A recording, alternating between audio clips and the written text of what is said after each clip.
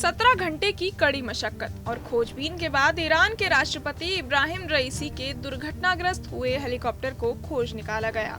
पहाड़ों के बीच मिले जले हुए हेलीकॉप्टर में राष्ट्रपति इब्राहिम रईसी, ईरान के विदेश मंत्री हुसैन आमीर समेत बाकी वीवीआईपीज के शव मिले।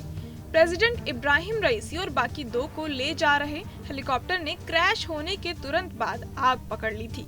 वहीं ईरानी मीडिया ने कहा कि इस बात का कोई संकेत नहीं मिला कि हेलीकॉप्टर पर कोई हमला हुआ हो। ईरानी मीडिया ने दावा किया कि दुर्घटनाग्रस्त होते ही राष्ट्रपति के हेलीकॉप्टर में आग लग गई थी। उन्होंने जांचकर्ताओं के हवाले से यह खबर दी है।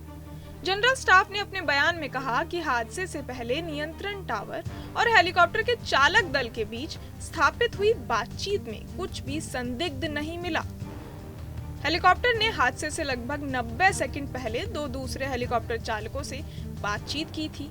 उन्होंने आगे कहा कि हेलीकॉप्टर पर हमला होने का कोई संकेत नहीं मिला और रूट में कोई बदलाव नहीं हुआ था। आपको बता दें कि इस दुर्घटना में इब्राहिम रईसी, विदेश मंत्री और 6 बाकी लोगों की मौत हो गई थी। राष्ट्रपति ईरान के 40 से ज्यादा साल पुराने बेल हेलीकॉप्टर में सवार थे और वह रविवार को खराब मौसम में फंसकर दुर्घटनाग्रस्त हो गया था। दुर्घटना का पता दूसरे दिन चल पाया और रईसी को गुरुवार को मशहद में दफनाया गया। 1979 की इस्लामी क्रांति के बाद रईसी पहले शीर्ष सरकारी अधिकारी हैं जिन्हें इस दरगाह में दफनाया गया है। बताया गया है कि दिवंगत राष्ट्रपति रईसी ने एक समय में इस दरगाह और इससे जुड़े एक चैरिटी फाउंडेशन की देखरेख की थी और इस फाउंडेशन की कीमत कई अरब डॉलर बताई जाती है। उधर 2 शीर्ष नेताओं की मौत के बाद ईरान की राजनीति के लिए बेहद संवेदनशील क्षण है।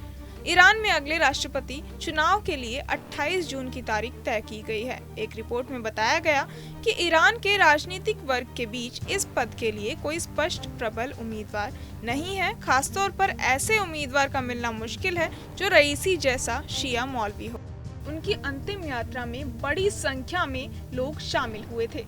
साल 1979 की क्रांति के बाद से ईरान पर बड़े पैमाने पर अमेरिका या पश्चिमी देशों से खरीदे जाने वाले विमानों पर रोक लगा दी गई थी, जिससे सैन्य और नागरिक दोनों ऑपरेटरों को हैवीवेट बोइंग कंपनी से काट दिया गया था। ये भी कारण है कि आज भी ईरान में कई साल पुराने हवाई जहाज उड़ान भर रहे हैं। हैरानी की बात तो ये भी है कि आज भी ईरान दुनिया के सबसे पुराने जहाज उड़ाता है।